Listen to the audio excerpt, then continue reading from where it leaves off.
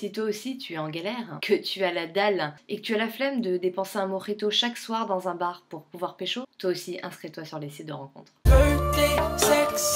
Alors sur internet c'est facile de trouver quelqu'un, on n'a pas trop à se dévoiler, on peut rester chez soi, on n'est pas obligé de bouger, rencontrer des gens, établir un contact. Hey, I just met you, and this is crazy, but here's my number, so call me maybe. Le problème d'internet et des sites internet, c'est la fréquentation des personnes qui y sont. La plupart du temps, on tombe sur des pervers, des moches.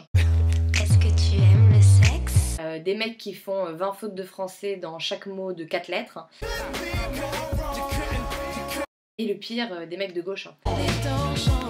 Le problème auquel on se trouve aussi confronté, c'est qu'aujourd'hui, les nanas sont persuadées que les bad boys, ce sont elles, et que l'homme est un peu plus soumis dans la société dans laquelle on vit. Alors que non. Non, pas du tout. Les mecs sont toujours des connards, c'est juste que nous, on arrive plus à encaisser, voilà, et à directement sauter l'étape. Agendas, n'oublie jamais, œil sur téléphone. Un homme qui veut faire l'amour est capable de vous construire un rêve qu'il brisera dès 3h du matin puisqu'il ne restera même pas dormir avec vous.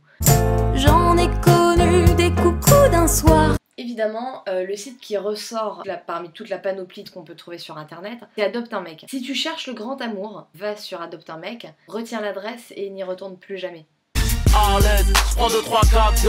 C'est un peu difficile d'aller au-delà de ce qui nous est présenté. Voilà, le jour où tu rencontres le mec, tu regardes la photo qu'il t'a envoyée, tu le regardes, tu regardes à nouveau, tu le regardes, tu regardes à nouveau parce que t'es pas sûr.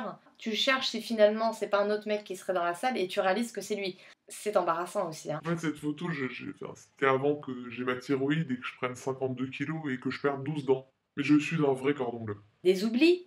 J'ai complètement oublié de te dire que j'étais mariée. Où avais-je la tête? Dans le cul de quelqu'un, probablement. Sincèrement, aujourd'hui, moi, ce que je recherche, c'est un homme qui me fasse marrer dans la vie et hurler dans mon lit. Et pas le contraire, surtout pas.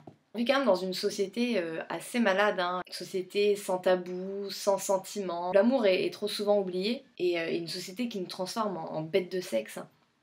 Ouais, c'est pas si mal.